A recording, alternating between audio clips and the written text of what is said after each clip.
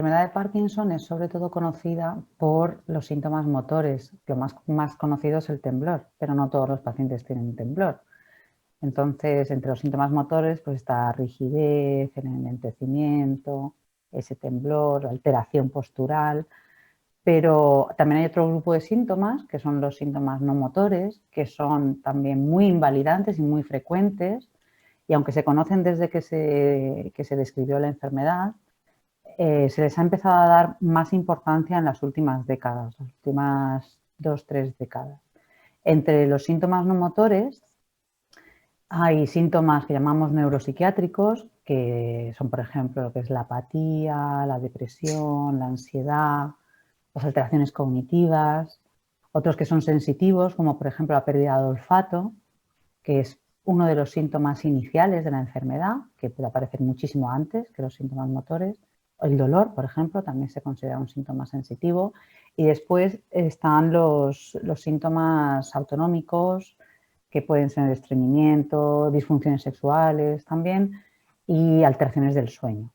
Es verdad que son síntomas muy frecuentes, o sea, pueden aparecer fácilmente en la mitad de los pacientes, y cuando ya están diagnosticados, cuando realmente reciben el diagnóstico, que se considera que hay unos años, entre 3-4 años, entre que empiezan a notar los primeros síntomas, que en general es, por ejemplo, que no se pueden abotonar, normalmente es movilidad fina, ¿no? No poder abotonarse, ciertos detalles que ya no pueden hacer, o el temblor también puede ser, visiten a su médico, pasan varios años. Hasta que reciben el diagnóstico y le dicen, pues mire, todos estos síntomas parece que se puede encuadrar bien dentro de lo que sería la enfermedad de Parkinson. Pues estos síntomas cognitivos ya están presentes en tipo la mitad de los pacientes en el momento en el que reciben este diagnóstico, porque la enfermedad ha empezado muchísimo antes, o sea, la pérdida de neuronas dopaminérgicas ha empezado fácilmente 20-30 años antes, pero ha sido una pérdida muy lenta, paulatina, y entonces nuestro sistema nervioso, nuestro cerebro es capaz de compensar la falta de un neurotransmisor u otro. El principal es la dopamina, pero también hay alteraciones de otros neurotransmisores. Y cuando ya la pérdida en la sustancia negra alcanza tipo el 70-80%, entonces cuando aparecen ya estos síntomas motores son más evidentes y los pacientes empiezan a preguntar, algo me está pasando, no es solamente que soy mayor, que muchas veces se confunde con eso, con estoy mayor y entonces por eso pues no puedo abotonarme bien el botón, no puedo enhebrar una aguja, esto es muy habitual.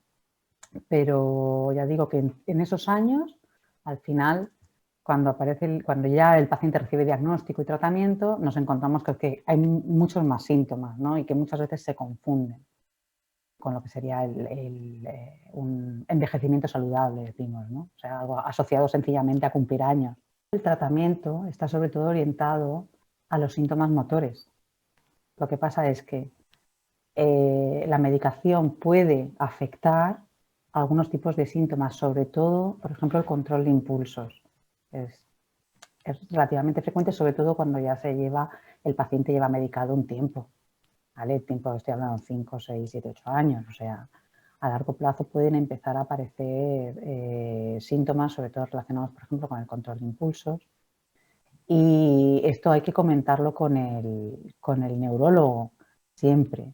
Lo que pasa es que yo entiendo que es muy complicado identificar qué es lo que está relacionado con la enfermedad, ya sea como síntoma de la enfermedad o como consecuencia de la medicación, algo que no tiene nada que ver con el movimiento en principio, y saber identificar que eso es algo asociado con la enfermedad y que hay que avisar al neurólogo porque o se cambia la medicación o se añade o se sustituye por otro medicamento que no esté asociado a ese tipo de síntomas o a la exacerbación de esos síntomas, por ejemplo, ¿no?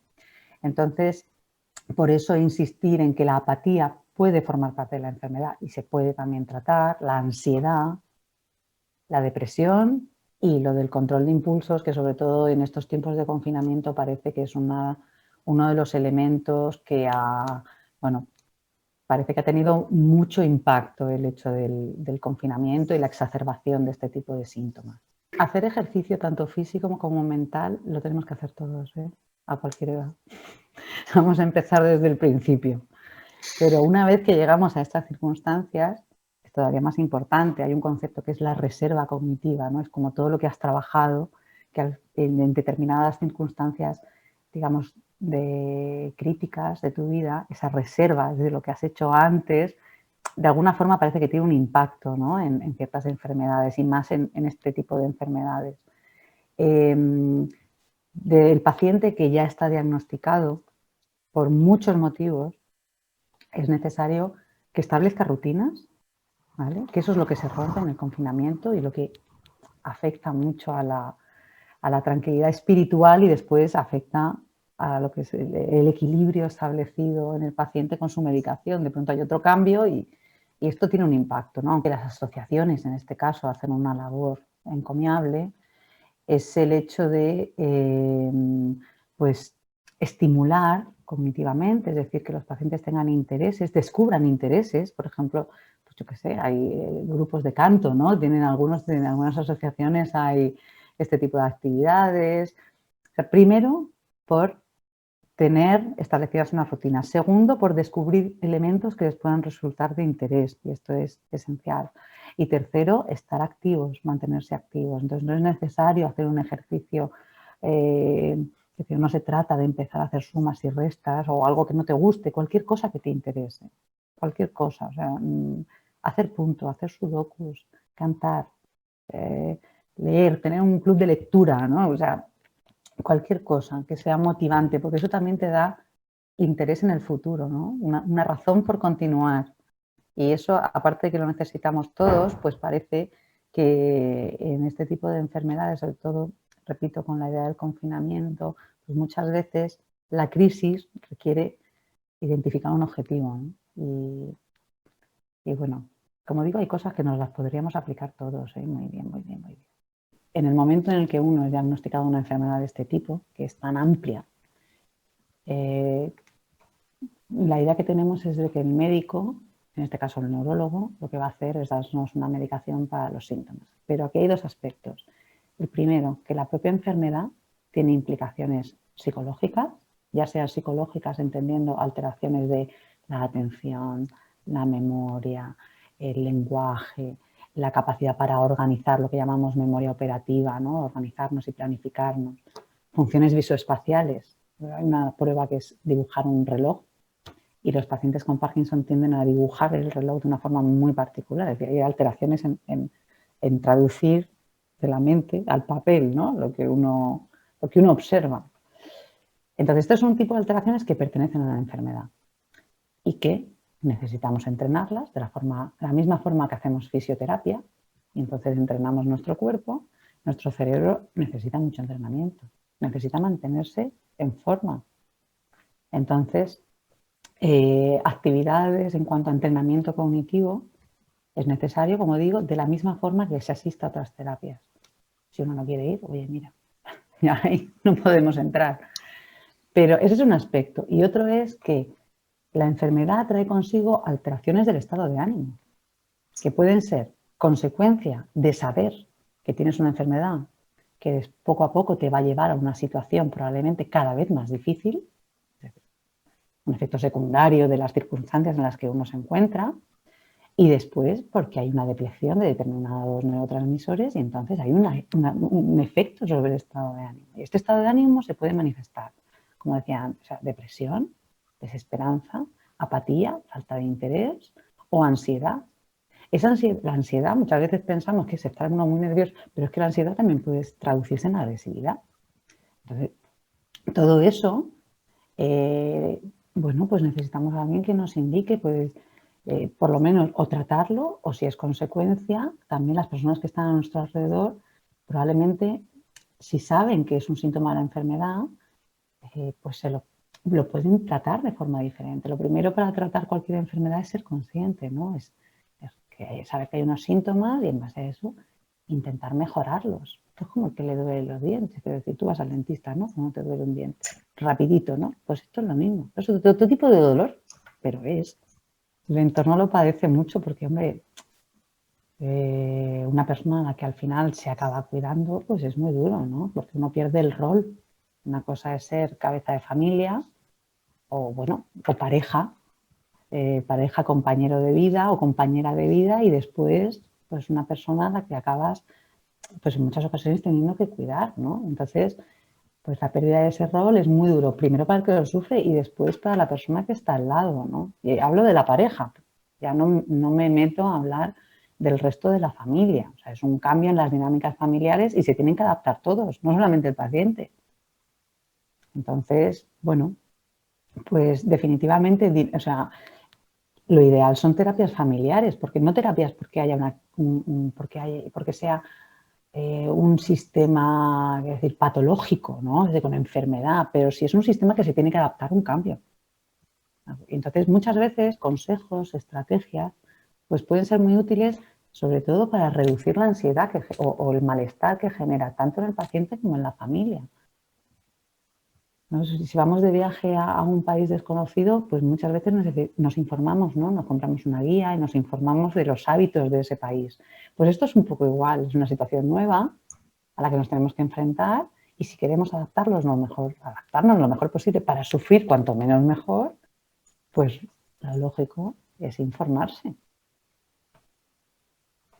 A ver, yo entiendo que, bueno, que la negación pues, o la esperanza de que la intensidad de la enfermedad o de los síntomas sea muy poca, eso es algo que seguramente sucede, pero que sucede a toda persona que se enfrenta a un cambio, ¿no? Entonces, pues sobre todo estrategias a la hora de manejar por parte de la familia y, o sea, del entorno y del propio paciente los cambios que antes o después van a tener lugar. Yo creo que en general no se sabe qué es un ataque de pánico. Uno se pone muy nervioso, sí, pero se pone muy nervioso con qué, ¿no? Y cómo.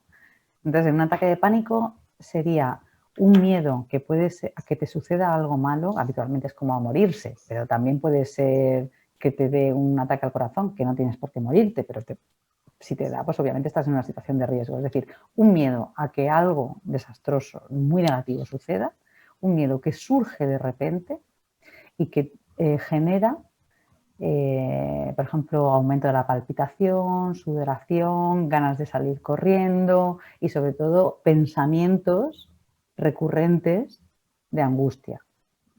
Esto que no tiene por qué llegar a un extremo en el que haya un colapso ni nada por el estilo, pero esta aparición repentina en general suele durar unos 20, 30 minutos más o menos y después poco a poco desaparece.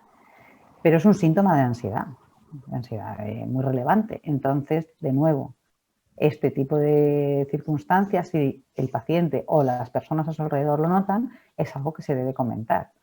Porque, de nuevo, está muy asociado a la ruptura de rutinas, la falta de relación social, el aislamiento social, incrementa este tipo de circunstancias. Y otra cosa también que quería comentar, que me dijo, que he escuchado en una charla estos días y que además también me comentó Susana de la asociación, es que muchas veces el aislamiento, el no poder salir genera disconfort y aparte el aumento de todos estos síntomas que hemos estado hablando. Entonces que ahora en estos días, por lo menos aquí en España, en principio salir a pasear sí que se puede, ¿no? que recibir luz solar natural, aire, ¿vale? Pero en algunos casos ha habido momentos en los que por lo visto no se podía, o sea, por lo visto no se podía, ¿no? Y el debate social surgió, por ejemplo, con niños, con situaciones, con problemas especiales y tal. Pero yo creo que en ancianos no se pensó mucho. Y en cambio, y en algunas ocasiones lo que se ha recomendado es que el paciente con un informe médico se vaya a dar un paseo de media hora, aunque sea con su informe. A día de hoy yo creo, por lo menos en las circunstancias de hoy, aunque esto puede empeorar mucho, las restricciones de movilidad son a nivel de no salir de un determinado distrito o no salir de una ciudad. Pero lo que es salir a pasear, intentar tener relación, aunque sea a distancia con otros, es vital. Y si es necesario salir con un informe médico, pues uno sale. Pero para los pacientes, para todos los pacientes, pero especialmente pacientes con enfermedad de Parkinson, es muy recomendable esta salida, deambular y tener relación con otros. Aunque sea a distancia, pero mantenerse conectados con el mundo. En general, el hecho de no poder salir, primero se rompen las rutinas. O sea, por ejemplo, en los centros pues no había, o sea, la visita con el médico es telefónica. los hábitos, es decir, las rutinas de salir, ir al centro, dar un paseo, o sea, ya no me pongo en terapias específicas, sino salir a dar un paseo. Todos los pacientes tienen una determinada rutina, asociado, pues al igual que la toma de sus pastillas, pues hacer un poco de ejercicio. Cuando la rutina se rompe, se genera un desconcierto, porque uno no sabe qué se puede esperar, ¿no? ¿Qué debe esperar de cada momento del día? Y entonces el sentirse perdido genera mucha ansiedad. Y el no saber qué tienes que hacer ni qué va a suceder después genera incertidumbre. Esa incertidumbre, en la mayoría de las situaciones, se traduce por, bueno, en general, por la falta de adaptación, ¿no? Nos cuesta estar con los demás, más que nada porque nosotros mismos no sabemos ni qué tenemos que hacer. Entonces, al final, en estos pacientes, la situación del aislamiento, la ruptura de las rutinas y el aislamiento social ha generado un incremento tremendo en cuanto a síntomas de apatía, depresión, incluso la aparición de alucinaciones y delirios. Entonces, las alucinaciones consisten en ver, oír, sentir algo que no está presente. No está presente externamente, está interiormente. ¿Vale? Y de hecho, muchos estudios con neuroimagen lo que enseñan es que cuando hay pacientes que están sufriendo una alucinación auditiva, se está activando la región del cerebro asociada con escuchar a alguien que está fuera. O sea, sería la misma que en una conversación, de forma que realmente esa voz existe, pero no está fuera, está dentro. ¿Vale? Y esto pasa pues a nivel visual, alucinaciones visuales, táctiles o olfativas, por ejemplo, ¿no? En cuanto a los delirios, pues es una idea errónea que tomamos por absolutamente cierta. En el caso de los pacientes con Parkinson se han dado muchos casos de delirios, sobre todo en relación a celos o persecución. Es decir, están con cualquier elemento externo confirma la idea de que o la pareja le está engañando o, por ejemplo, está siendo, su entorno les es hostil. Y cuanto menos información recibimos del exterior, más información interna es a la que atendemos.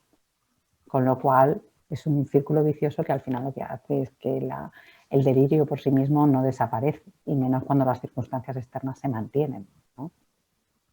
Y para esto hay que acudir al neurólogo e informar de este tipo de cosas, porque esto está asociado con la enfermedad, con la medicación y con la enfermedad. O sea que se tiene que saber para saber identificarlo y comunicarlo al especialista.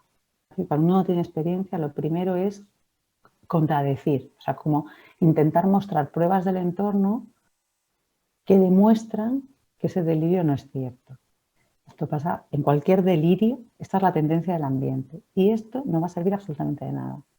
Entonces, lo más adecuado es intentar desarrollar como una serie de estrategias en cuanto a base de sufrir estos episodios, ¿vale? Al final, las personas del entorno se dan cuenta o perciben qué elementos están ya indicando que este delirio está empezando a aparecer. Pues un cambio de mirada, fijarse en algunos, cruzarse con alguien y quedarse mirando a esa persona. Hay cosas que se empiezan a percibir que coinciden con la idea delirante que sabemos que va cada vez a más, no va a ir a menos. Si la dejamos, no va a ir a menos. Entonces, anticipándose a estas señales, distrayendo al paciente con cualquier otra cosa que sepamos que le puede interesar, lo mejor es intentar cortar lo antes posible. Cambiando de tema, discutir, rebatir, mostrar pruebas no va a servir de nada. Va a confirmar el delirio. Esa es la tendencia.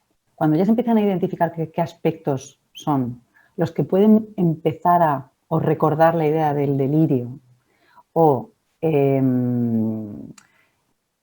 cualquier gesto del paciente que puede llevar a intuir que la idea del delirio está apareciendo, entonces intentar cambiar.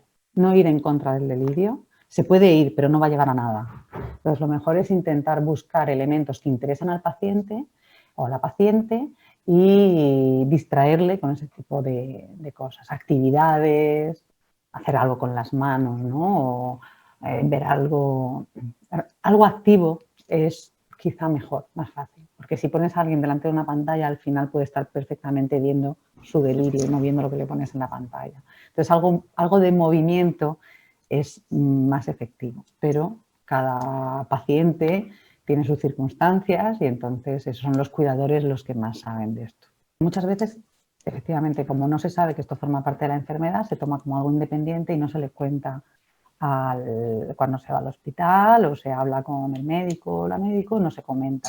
Pero incluso antes de empezar a tomar la medicación, si como la medicación, los agonistas dopaminérgicos lo que hacen es o pueden exacerbar sobre todo el sistema de refuerzo, entonces de forma que somos más sensibles al refuerzo que nos genera el impulso que llevamos a cabo. Entonces, por ejemplo, si nos gusta comer, un cambio muy habitual o pues si el entorno reconoce que hay un cambio en el paciente, es decir, que come con más ansiedad, las compras compulsivas son muy habituales, la hipersexualidad es también relativamente habitual. Cuando se percibe esto, hay que hablar con el especialista, forma parte de la enfermedad y esto es lo que no sabemos, porque en general no se sabe. Entonces hay estudios que lo que intentan es, por ejemplo, pues, que los pacientes o los familiares durante la espera pues rellenen cuestionarios, porque hay muchos síntomas que o que uno no puede pensar que tienen que ver con la enfermedad, pero sí lo tienen que ver, ¿no? Todos estos síntomas no motores. Entonces lo que hay que hacer es consultar con el especialista antes de tomar la medicación. No tenemos que esperar a ver si es que nos hacen un efecto de forma que de pronto nos volvemos compradores compulsivos, que claro, es de las compras compulsivas o las líneas eróticas o cosas de este estilo, es decir, hipersexualidad o compras, que como digo es lo más habitual, es más frecuente en hombres que tienen un contenido, es decir, acceso a las tecnologías, es decir, hay unas, y más jóvenes, que son los que tienen más acceso, y se dan ambos sexos, pero es más frecuente en este grupo y entonces a lo mejor incluso pueden tener más vergüenza a reconocerlo, pero bueno, es que para poder controlarlo, el especialista tiene que tener conocimiento de que esto se está dando. Las personas que de inicio temprano en esta generación cuentan con una serie de recursos a nivel, por ejemplo, de relaciones sociales, de acceso a las nuevas tecnologías que les pueden servir tanto para ponerse en contacto con personas de su misma situación que no necesariamente estén a su lado, en su entorno, sino que bueno, les permite buscar información y les permite también tener como una ventana a actividades que a través de Internet que otras generaciones no tienen. Eso es una realidad, ¿sabes? Incluso desde el punto de vista de la estimulación, pues bueno, por supuesto consultando con un especialista, pues ver qué actividades se pueden hacer de entrenamiento cognitivo, que online hay muchísimo, y sobre todo buscar experiencias de otras personas que les pueden aportar estrategias que ellos no han pensado o que las personas de su entorno no han caído. Pero es verdad también que cuentan con unas herramientas de acceso a sistemas de entrenamiento y también de información y sobre todo de relación social, porque el aislamiento social es un problema que, es decir, a las personas de mayor edad les puede costar más resolverlo, pero los jóvenes, por ejemplo, este problema pues lo tendrían parcialmente resuelto mediante las nuevas tecnologías. Entonces, bueno, todo tiene su contrapartida, ¿no? De todas formas, esa búsqueda de información, mi consejo es que sea dirigida. O sea, cualquier foro tampoco debe ser nuestra fuente de información, ¿de acuerdo? Hay un poco que variar entre fuentes oficiales y oficiosas.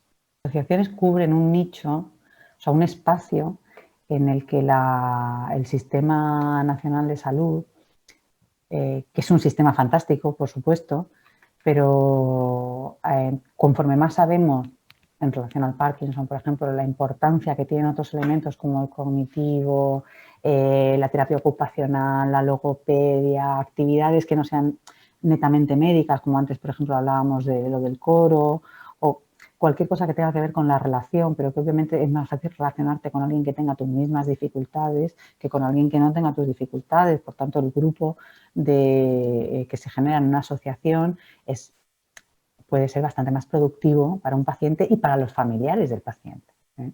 Porque tienen soluciones en las que tú no has pensado y en las que personas que no tienen tus problemas no han pensado.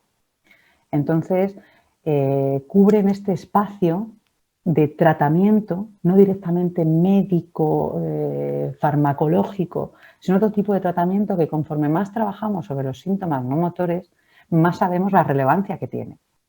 Y cómo además en general todos estos síntomas progresan en paralelo. ¿Vale? O sea, hay algo de lo que se puede empeorar más rápido que de otra cosa, pero en general uno no empeora muchísimo de lo motor y el resto de los síntomas no motores están intactos. Eso es infrecuente. Entonces, el tratamiento, del mismo modo, tiene que ser en paralelo, porque estos síntomas aparecen en paralelo, se mantienen en paralelo. Y eso es lo que las asociaciones hacen muy, muy bien. Yo recuerdo hace unos años un paciente me dijo que no iba a la asociación porque le habían dicho que sus amigos le habían recomendado que no fuese porque iba a estar con gente que estaba muy mal y eso le deprimía, ¿no? Él se daba cuenta y es perfectamente comprensible, ¿no? Es como ver lo que te va a pasar, cómo vas a estar tú dentro de unos años. Entonces, a esto hay que decir, por supuesto, yo a aquel señor no le dije nada porque cada uno, no soy yo quien para juzgar qué es lo que debe o no debe hacer, pero para cada paciente la enfermedad es hasta cierto punto diferente y es necesario tener herramientas para combatir y para acompañar a la enfermedad. Es decir, hay cosas que no vamos a poder modificar, pero hay otras que sí podemos modificarlas. Y necesitamos información y necesitamos apoyo.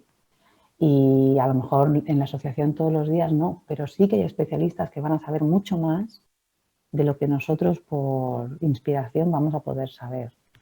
Y además que el paciente no está solo, el paciente tiene un entorno familiar que puede ayudar mucho o que puede sufrir mucho con él. Entonces, la tendencia en general cuando esta enfermedad afecta a una persona mayor es hacérselo todo, ¿vale? Y es normal, queremos cuidar a los que nos han cuidado a nosotros antes. Pero a lo mejor no es la mejor opción. Entonces, sí que hay gente que está peor, pero al mismo tiempo que ves a esas personas que están peor, también puedes pensar, yo voy a intentar hacerlo diferente. Voy a moverme más, voy a hacer más ejercicio, voy a relacionarme más. ¿No? Son opciones, elecciones de vida. Entonces, yo creo que la asociación aporta sobre todo positivo. Positivo porque ofrece recursos que si no, a los cuales sería muy difícil tener acceso. Y además te pone en relación con personas que comparten tus circunstancias y que por tanto te pueden sugerir o ofrecer opciones que quien no las comparte no va a tener.